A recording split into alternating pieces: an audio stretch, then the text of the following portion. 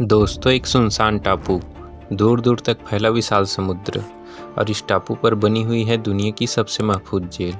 जी हाँ, कहते हैं कि इस जेल में जो एक बार आया तो फिर उसकी लाश ही वापस जाती है। उस जेल से कोई कभी भाग नहीं सका था।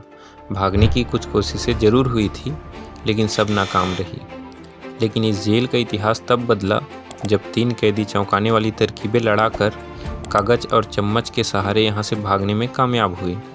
जी हाँ, इसके बाद ही दुनिया की सबसे बड़ी एजेंसी ने इसकी जांच की और तीनों को मरा हुआ मान लिया गया। फिर 50 साल बाद इनमें से एक मुर्दे के जिंदा होने के पक्के सबूत मिले, तो जांच पर उठे सवालों से खलबली मच गई। आपको लग रहा होगा कि हम आपको किसी फिल्म की कहानी बता रहे हैं, लेकिन नहीं, ये एक सच्ची घटना है। और ये कहानी सुनकर शायद आपके भी पसीने छूट जाए और पैरों तले ज़मीन खिसक जाए। दोस्तों, कहानी की शुरुआत होती है कैलिफोर्निया के सैन फ्रांसिस्को खाड़ी के बीच एक सुनसान टापू से, जिसका नाम है एल्केट्रेस आइलैंड। यहाँ बनी हुई है एक जेल, जिसको अमेरिका का काला पानी समझा जाता है, और यहाँ बहुत खतरनाक अपराधियों को सज़ा के लिए भेजा जाता था। साल था 1962 और 4 कैदी इस जेल को तोड़ने का प्लान बना रहे थे। इन 4 कैदियों में 2 सगे भाई थे, जिनका नाम था जॉन एंगलिन और क्लेरेंस एंगलिन, और बाकी 2 कैदियों का नाम था मॉरिस और एलन। बताते हैं कि इन चारों की कोठरियाँ आसपास ही थी, इसलिए ये चारों ज़्यादातर वक्त जेल से भागने के रास्ते और साजिशों पर ही बातचीत किया करते थे।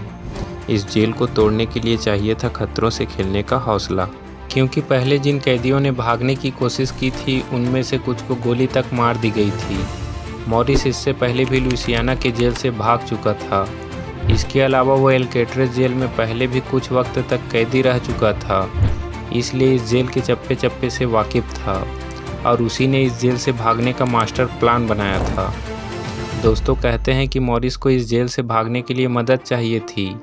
वह अकेले भागने की साजिश नहीं रच सकता था। तब इन दोनों एंगलिन भाइयों को उसने अपना साथी बनाया। ये दोनों भाई बचपन से ही अच्छे स्विमर थे, और उनकी यही काबिलियत जेल से भागने में उनकी मदद करने वाली थी। इन दोनों भाइयों ने बहुत कम उम्र से ही बैंक डकैती और लूट का धंधा शुरू कर दिया था।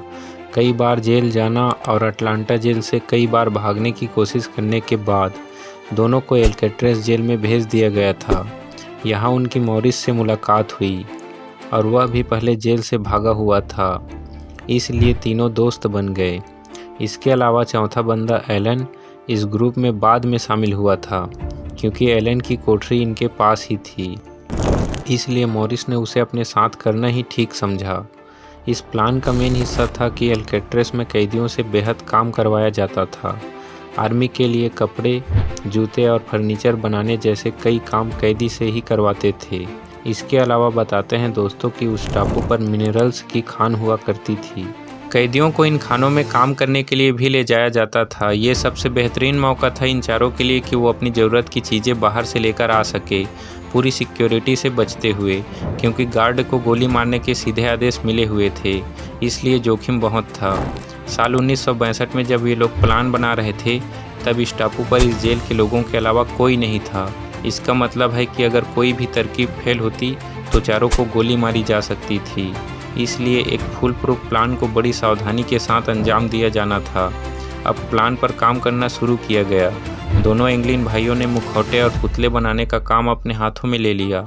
असल में वो गार्ड को चकमा देने के लिए इन मुखौटों और पुतलों को बना रहे थे।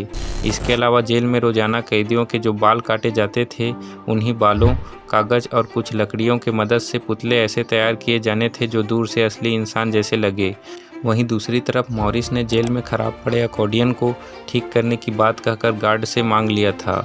साथ ही सब मिलकर रैन कोट भी चुराने लगे। इन रैन कोट और अकॉर्डियन की मदद से मॉरिस ने एक ऐसी नाव जैसी चीज़ बनाई जो कि हवा की मदद से पानी में तैर सके।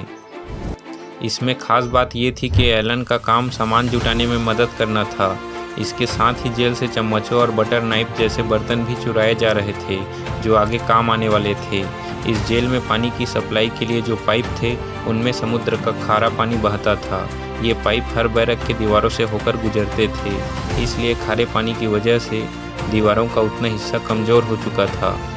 मॉरिस को जेल की ये छोटी छोटी चीज़ें पता थी, इसलिए उसने बाकी तीनों को अपने अपने कोठरी में पाइप वाले हिस्से की तरफ से एक छेद बनाने को कहा, जो सीधे जेल के बाहर जाने का रास्ता था।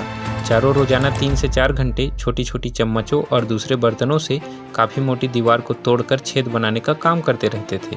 इस काम के दौरान मॉरिस पूरे शोर के साथ अकॉर्डियन बजाता और उसे ठोकता रहता था ताकि पहरेदारों को छेद किए जाने की आवाज़ ना आ पाए। छेद को इतना बड़ा बनाया जाना था कि उसमें से पूरा आदमी बाहर निकल सके। मॉरिस को पता था कि इन बैरकों के पीछे जिम थी और वो इन छेदों के जरिए उस जिम की छत पर निकल सकते थे और वहाँ से आसानी से भाग सकते थे। जी हाँ, इसके बाद शुरू होता है प्लान का अगला हिस्सा। दोस्तों, आगे जो कुछ भी हुआ, क्या ये लोग जेल से भागने में कामयाब हुए या नहीं, ये देखने के लिए पार्ट 2 पर जाएं।